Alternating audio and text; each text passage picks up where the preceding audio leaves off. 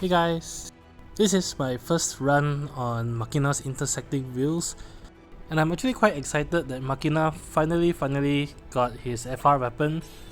I've actually been using Machina quite a lot ever since his BT debut, and so my first run on this stage just really has to be a Machina solo run.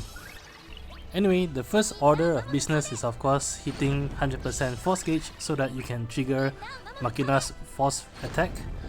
And ideally, when you do that, you want the bosses to be between 50 to 100% force gauge, but obviously not yet 100% force gauge. And that's because when the bosses are above 50% force gauge, they also have a turn rate down aura on your party. The goal is also to enter force time in exactly 15 player actions, and this includes all 7 actions taken inside Machina's BT mode right here.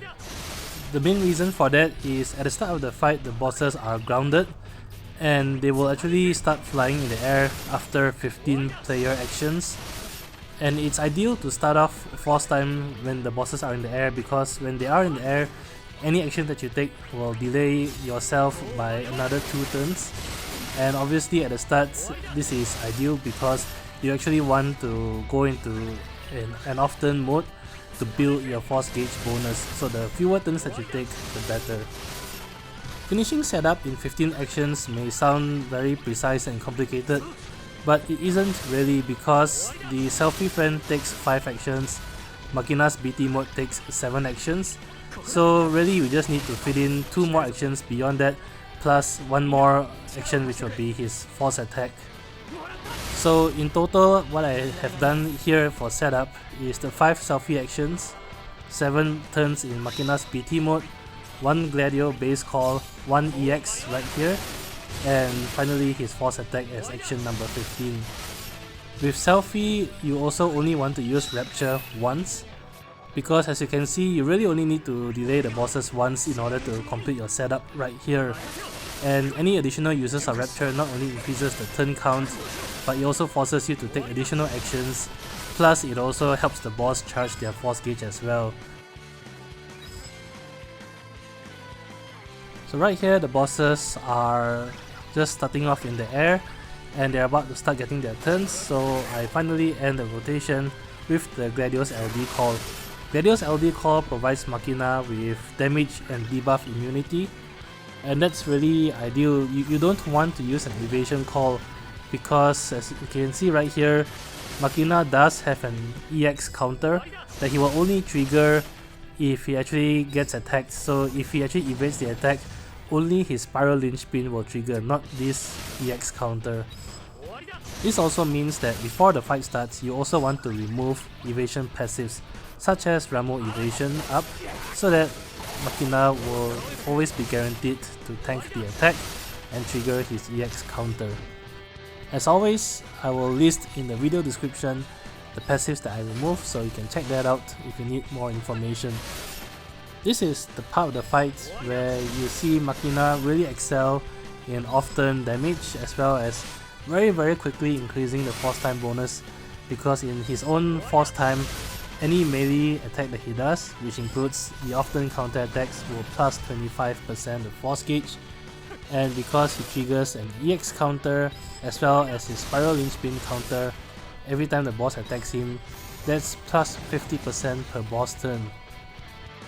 The other thing that makes Machina's FR really powerful is the fact that in his force time, melee attacks, which is all the attacks that he does, have a further plus 50% HP damage cap up. On top of this, his BT aura provides a further 30% HP damage cap up, which means overall right here, he will be getting a plus 80% HP damage cap up. And this is an increase in HP damage cap, not HP damage, which is a very important distinction to make. With this, Machina's damage increases tremendously, and of course with the force time bonus, it will also gradually increase exponentially as well. Machina's next turn is coming up, and on his next turn you actually want to hit the BT plus weapon and not use his HP Furious Blade attack. For one thing, you need to refresh his BT aura. For another thing, his Spiral Linchpin debuff will only last for another 3 turns or 2 turns, as you can see, which is just enough to last until Machina's next turn. If you self-delay his turns with his HP Furious Blades, then you will land in a situation where the bosses are without the Spiraling Spin debuff any longer. In addition, the Gladio LD call is also about to expire. Right here you can see it only has one turn remaining. So after Machina's next turn, he will be without protection and he will start taking HP damage. This fight has a mission requirement of 3000 HP damage at the most, which means you really cannot afford to take any HP damage and you need to close out the fight as quickly as possible. The good thing about it is that the bosses have now grounded themselves again, and in case you're not aware, this happens after 10 boss turns. So by this point in time, they are guaranteed to land. And this is good because the next action Machina will take right here will be his LD to reapply Spiral Link Spin, and because the bosses are re-grounded again, Machina will not self-delay himself after using LD.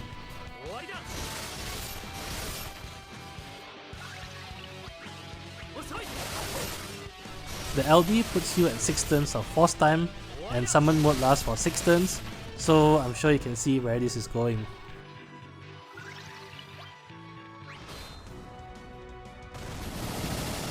Popping summon here will bring the bosses below 50% health, and they will trigger their attack down aura again, which means that Machina will be hitting for once.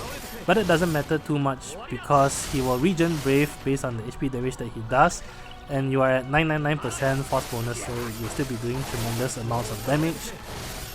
Plus on top of that, of course, Brother Summon did do a nice chunk of damage since it is also boosted by the 999% force bonus. At this point, you just have to do HP Furious Blades 6 times and the boss is dead. And this is also the reason why you use BT Plus the turn before you pop summon, so that you can refresh the BT aura and you can comfortably fit in 6 HP Furious Blades in summon mode.